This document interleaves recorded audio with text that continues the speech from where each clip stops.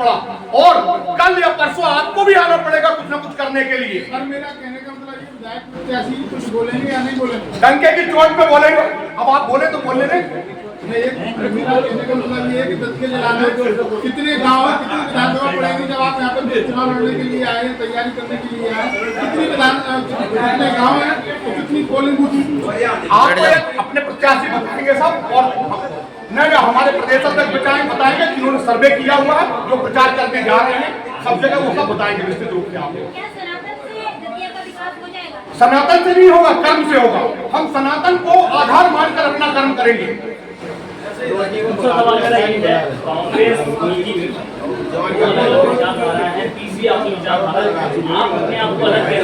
नहीं, कांग्रेस और बीजेपी आप देखते हैं सेंटर सरकार से लेके आज तक, जो कांग्रेस में है वो बीजेपी में है, जो बीजेपी में है वो कांग्रेस में, एक दूसरे का पूरक है। हम नहीं है, ना हम कांग्रेस में ना बीजेपी में। कांग्रेस को भी मुसलमानों का वोट चाहिए, बीजेपी में आके कांग्रेस में छूट जाता है। हमें कोई वोट नहीं चाहिए, हमने बता दिया, हमें सिर्फ सनातनियों का वोट चाहिए।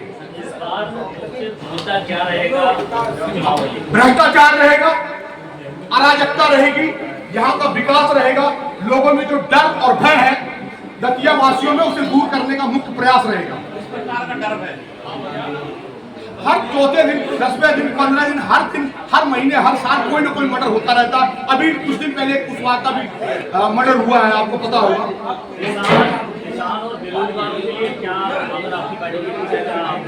किसान को हमेशा इस देश में छलावे से रखा गया है। आप शिक्षित हैं, मेरी बात को बहुत समझने की कोशिश करिए। सर ये भगवा पार्टी प्रत्याशी किन्नर अखाड़ा की जगत गुरु सजना दीदी ने चुनाव पर्चा भर दिया है दतिया विधान से सभा से। आज उनसे मुलाकात करते हुए उनसे पूछते हैं, आप दीदी ये बताइए, आप जिस समुदाय में आई हो, कब आई हैं, कब आप परिवार छोड़ा है, इसके बारे में आप बताइए। देखिए, परिवार जो है मेरा बहुत कम उम्र में छूट चुका था और बहुत संघर्ष करा है, क्योंकि किन्नर समाज के लिए अगर कोई जब घर से निकालता है किन्नर समाज के व्यक्ति को, घर छोड़ना पड़ता है, तो वो संघर्ष जो है 10 गुना ज़्यादा हो जाता है एक आम स्त्री पुरुष के मुकाबले।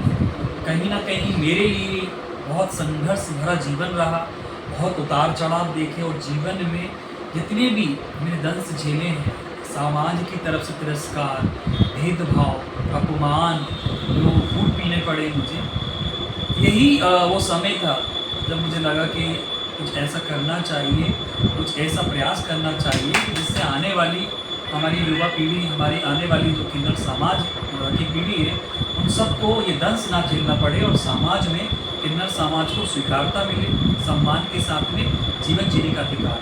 आपका जन्म स्थान कहाँ है? मेरा जन्म स्थान भोपाल है और 26 जनवरी 1982 का मेरा जन्म है। और कितने आपने शिक्षा प्राप्त की? मैंने साक्षर हूँ, मैं हस्ताक्षर कर लेती हूँ और अपना थोड़ी बहुत पढ़ाई कर लेती हूँ बस। तो आप अपने परिवार को छोड़कर इस समाज में कितनी उम्र में आए थे? मुझे लगता है कि परिवार को ना तो मैंने छोड़ा, ना परिवार ने मुझे छोड़ा, लेकिन हाँ कुछ समाज की कुरीतियाँ, कुछ रूढ़िवादी परंपरा सोच जो रही है, उसके चलते जो है अपने परिवार से अलग होना पड़ा। तो मुझे लगता है कि ये चीज़ मेरे लिए बड़ा दुखदायी रहा कि बहुत कम उम्र में मुझे अपने परिवार से अलग होना पड़ा और हर चीज़ से वंचित रहना पड़ा, कि 14-15 साल की उम्र में मुझे परिवार से अलग होना पड़ा। तो ये मेरे लिए बहुत बड़ा सब झटका था, या मैं कहूँ कि जीवन का सबसे बड़ा मेरा एक परिवर्तन वाला समय था। तो राजनीति में कौन लाया और किस मकसद को बना के आप आई हो राजनीति में? देखिए, राजनीति से मेरा दूर तक कोई संबंध नहीं और मेरा किसी राजनीतिक क्षेत्र से संबंध है ही नहीं। ये मेरे लिए एक बहुत ही आकस्मिक, अचानक वाला रहा है, क्योंकि कहते हैं कि जो विधि ने लिख दिया है, मैं कभी सपने में नहीं सोच सकती कि भाई मुझे राजनीति में आना होगा, क्योंकि कई मैंने अपने इंटरव्यू और अपने कई साक्षात्कारों में भी कहा है कि मैं राजनीति से बहुत दूर रहती हूँ, लेकिन अचानक से। और दूसरी बात कि दतिया एक ऐसा शक्तिपीठ स्थल है जहाँ पे शिव और शक्ति दोनों ही हैं, दोनों ही विराजमान हैं। और अचानक से कुछ ऐसी स्थिति बनी तो मुझे लगा कि शायद ये माता रानी का आदेश है और उन्हीं की कृपा से, उन्हीं के संकेत के आधार पर जब जीवन में अचानक से ये मोड़ आया तो उसे शायद मैं मना नहीं कर सकता। यहाँ तो बड़े बड़े दल के चुनाव हैं और जैसे भाजपा पार्टी है, कांग्रेस पार्टी है और समाज एक पार्टी और है, तो अच्छे यहाँ चुनाव में उतरे हुए हैं, प्रत्याशी बने हुए हैं, उनसे आप कैसे मुकाबला करोगे?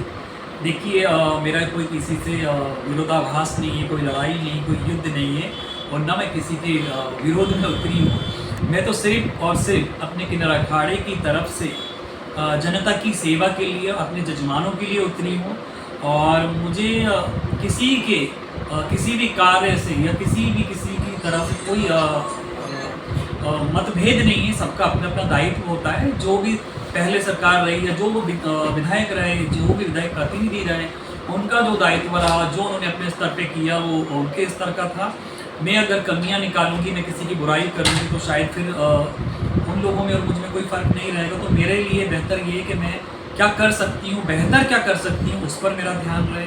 तो मैं उस पर ध्यान दे रही हूँ और वही प्रयास में कर रही हूँ।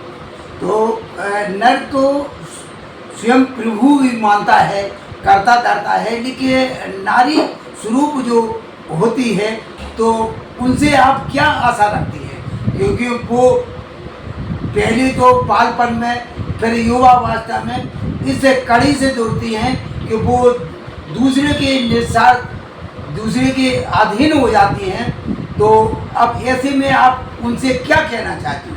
मैं यही कहूँगी कि भाई जो स्त्रियां हैं, जो महिलाएं हैं, उन्हें अपने परिवार, बच्चे और जो पुरुष हैं उनको भी अपना परिवार, बच्चे, अपना गृहस्थ जीवन की जिम्मेदारियां होती हैं और उसके चलते शायद बहुत सारी चीज़ें ऐसी होती हैं। या राजनीति के लोगों को हम देखें तो कहीं ना कहीं समाज में जो व्यक्ति गृहस्थ होता है तो उसके साथ काफ़ी सारी समस्याएं, काफ़ी सारी जिम्मेदारियां होती हैं, जिसके चलते शायद वो राजनीति में है उस स्तर की सेवा या उस तरह से बदलाव नहीं ला सकता है। लेकिन मेरा मानना है कि अगर किन्नर समाज के लोग राजनीति में आते हैं, धर्म के क्षेत्र में आते हैं, तो वो बेहतर राष्ट्र के विकास में, समाज की दशा और दिशा दोनों बदलने में बहुत महत्वपूर्ण योगदान दे सकते हैं। क्योंकि किन्नर समाज एक ऐसा समाज है जिनके आगे पीछे कोई नहीं होता है, कोई परिवारवाद नहीं होता है, कोई उनकी संतान नहीं होती, कोई वंशवृद्धि नहीं होती है।